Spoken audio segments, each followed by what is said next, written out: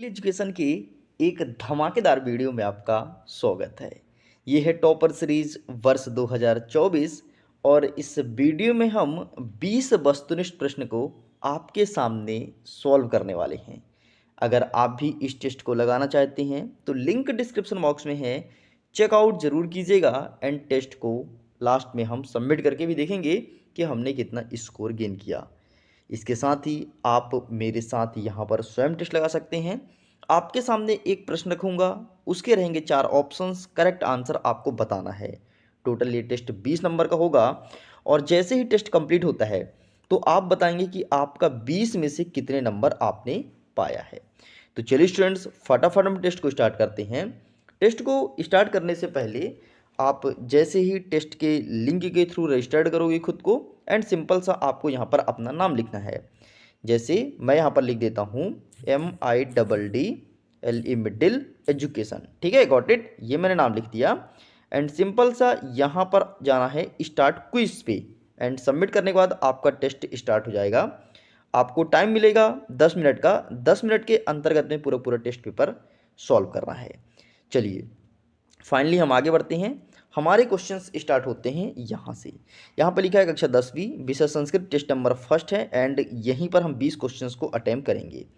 आगे बढ़ते हैं तो हमारा पहला नंबर कहता है तद धन शिव शब्द पदस्य संधि अस्ति। मतलब तद धन शिव ये शब्द को जोड़ेंगे तो कौन सी संधि बनेगी। मतलब ये कह रहा है कि इनको जोड़ने के बाद क्या बन करके निकलेगा। हमारे ऑप्शंस कहते हैं तद्धन शिव, ये तो बनेगा नहीं क्योंकि ये ऑलरेडी संधि विच्छेद है।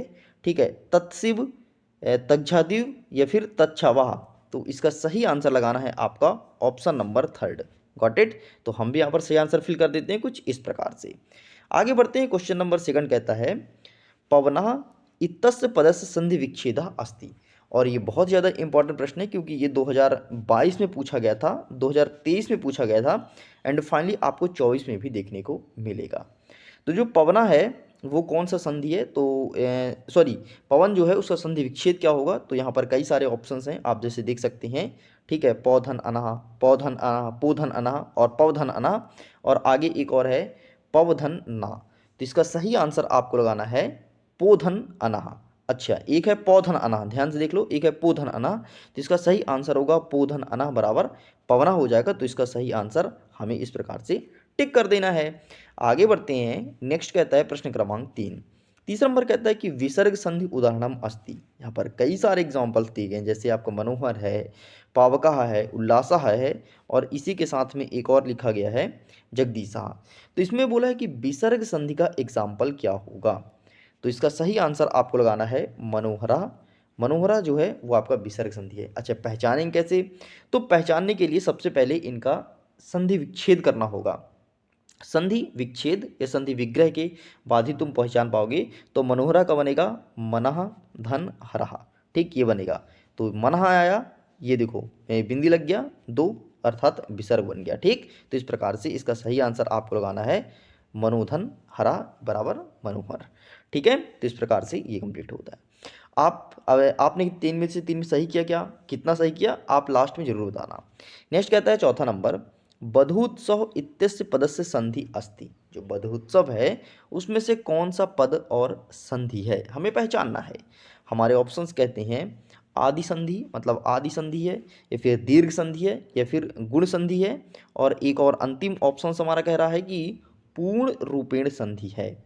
देखो, सबसे पहले ये पूर्ण रूपेण संधि कहीं भी रहे ये तो होगा नहीं क्योंकि यहाँ से प्रश्न कभी नहीं पूछते, तो एक ऑप्शन तो पहले ही कट गया। अब खेल खेलना है आपको 3 ऑप्शन में, अयादि में, दीर्घ में और गुण में। और ये प्रश्न प्रीवियस ईयर में पूछा जा चुका है, इसलिए मैं इसे यहाँ पर टेस्ट में लेके आया हूँ। तो इसका सही आंसर लगाना है दीर्घ स्वर संधि। ठीक है, ये सही उत्तर हो जाएगा। आगे बढ़ते हैं। 5वां नंबर कहता है विसर्ग संधि उदाहरणम अस्ति। जो विसर्ग संधि का उदाहरण इनमें से कौन सा है। ठीक है, पूरा पूरा यहाँ पर संधि से क्वेश्चन ही लेके आया हूँ। पहला कहता है सो अस्ति, सुबंधा और षडमुखा और सत्यम वद। तो इसका सही आंसर आपको लगाना है ऑप्शन नंबर फर्स्ट, सो अस्ति is correct answer. Got it, यही सही उत्तर होगा। एंड ये प्रीवियस ईयर 2020 के पेपर में पूछा जाने वाला प्रश्न है। नेक्स्ट देखते हैं। 6वां नंबर कहता है अतिधन आचार इत्यस्य पदस्य संधि अस्ति। ठीक है, अतिधन आचारा पदस्य में कौन सी संधि है?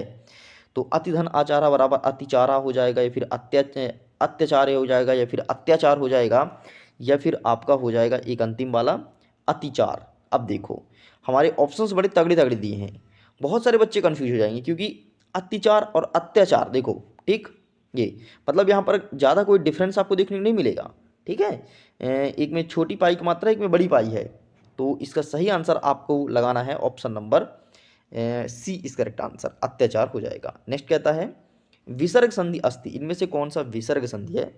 हमारे ऑप्शंस कहते हैं नयन, नमस्ते, या फिर आपका नास्ति हो जाएगा, और अंतिम वाला कहता है नौक। तो इसका सही आंसर आपको लगाना है विसर्ग संधि में नमस्ते। नमस्ते जो शब्द है वो विसर्ग संधि है, और इसका विग्रह क्या बनेगा? नह धन अस्ते। ठीक, इस प्रकार से ये भी कंप्लीट होता है। आगे बढ़ते हैं, नेक्स्ट कहता है 8वां नंबर, तत्धन लीना इत्यस्य पदस्य संधि अस्ति। जो तत्धन लीना शब्द है उनमें से कौन सी संधि है, ये चीज पूछा गया है ना? मतलब इसको जोड़ करके आपको बताना है कौन सी संधि बनेगी। हमारे ऑप्शंस कहते हैं तल्लीन, ठीक है, एक है, देखो डिफरेंस देखो, इसमें ता आधा ला में है, और इसमें क्या है ता ता और ली में है। देखो बस थोड़ा डिफरेंस है, माइनर डिफरेंस है, और बहुत सारे बच्चे जल्दीबाजी के चक्कर में गलती कर देंगे। ठीक है, तो ध्यान से देख लो, ये जो, एक सेकंड इसको मैं इरेज करता हूँ, ये देखो ये जो एक ता है और ये ला के साथ इस प्रकार से जुड़ेगा तो ये बनेगा ये, ठीक है, ना कि ये बनेगा। बहुत सारे स्टूडेंट्स बोलेंगे कि ये ता है और ला के साथ जोड़ेंगे ये बन जाएगा, नहीं, ये बनेगा ये, इस चीज़ को ध्यान रखना। इसलिए इसका सही आंसर हो जाएगा आपका ऑप्शन नंबर ए। ठीक है, ये बहुत कठिन स्तर का प्रश्न है, और ऐसे क्वेश्चंस एग्जाम में देखने को मिलता है। ये सारे सारे क्वेश्चंस प्रीवियस ईयर में पूछे जा चुके हैं। तो अभी तक 8 में से कितने आपके सही हुए, हमें लास्ट में बताइएगा कि आपने 20 में से कितना नंबर पाया। आगे देखते हैं, नेक्स्ट कहता है निस्धन छला इत्यस पदस्य संधि अस्ति।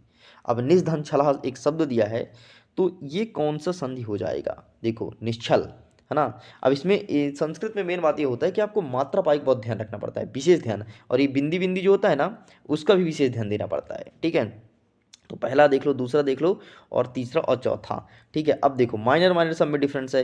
अंतिम में देखो इसमें भी यही है, यही है, यही है, यही है, आगे भी यही है, नी है, नी है, नी है, नी है, सब है। लेकिन एक में ये वाला सा है, एक में ये वाला सा है, एक में ये वाला सा है, और एक में आधा सा है, बड़ा दुविधा है। तो निश्चला सही किस प्रकार से लिखते हैं? सही लिखते हैं ऑप्शन नंबर डी वाला, यही सही उत्तर हो जाएगा। इस प्रकार से इसको टिक करना है। आगे बढ़ते हैं 10वां नंबर।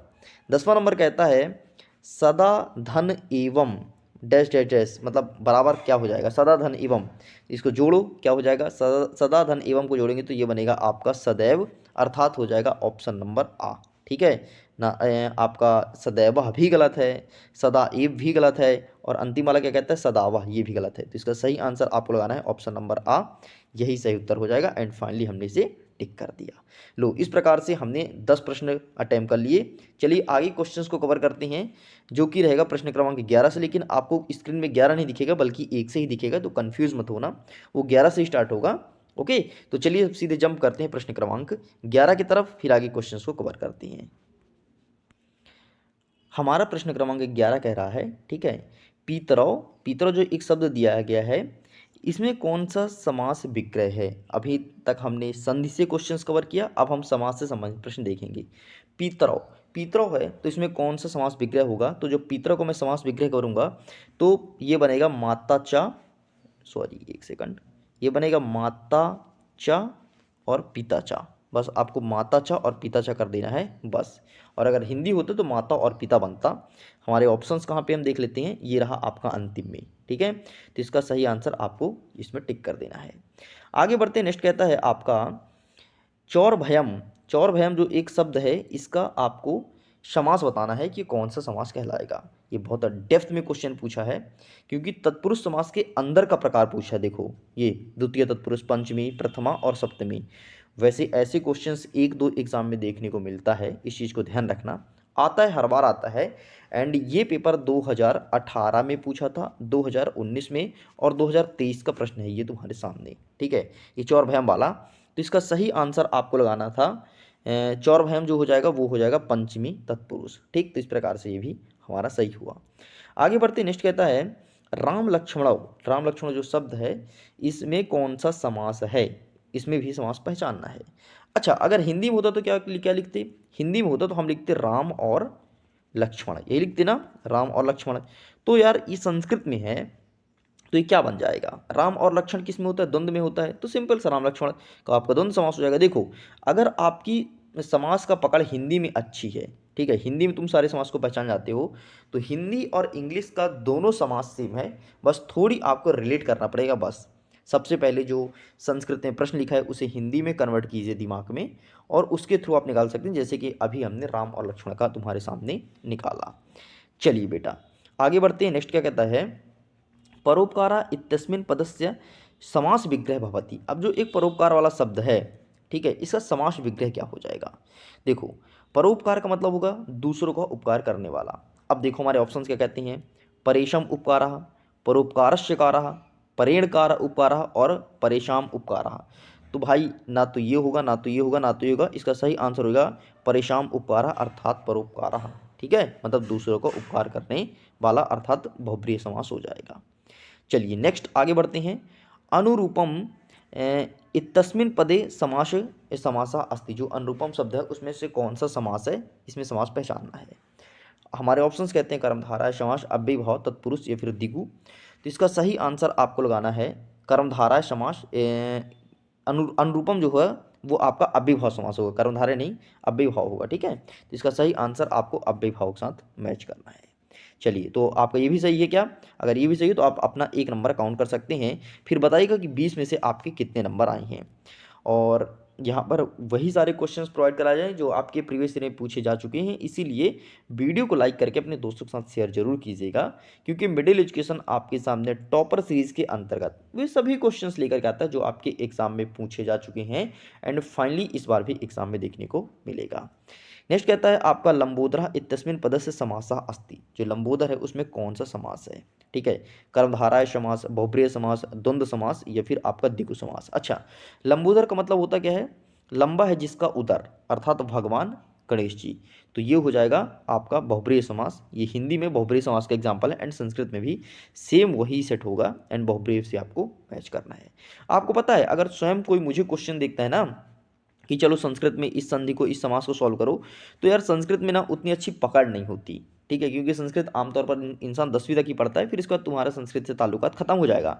तो मैं क्या करता हूँ, जो समास वगैरह होता है, संधि वगैरह होता है, इनको मैं ट्रांसफर करता हूँ हिंदी में, और उसके थ्रू लगा लेता हूँ, आंसर हमेशा सही निकलते हैं, जैसे कि अभी मैंने फिर से तुम्हारे सामने निकाल के बताया।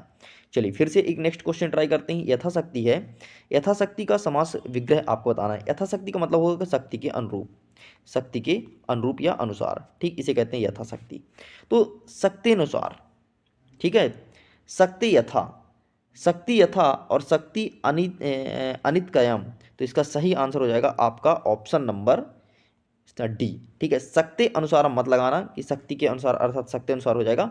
हो सकता है बहुत सारे बच्चे शक्ति अनुसार लगा दें एंड फाइनली वो आपको गलत हो जाएगा। इसका सही आंसर हो जाएगा शक्तिम अनितिकस्य। ठीक, इस प्रकार से ये भी कंप्लीट होता है।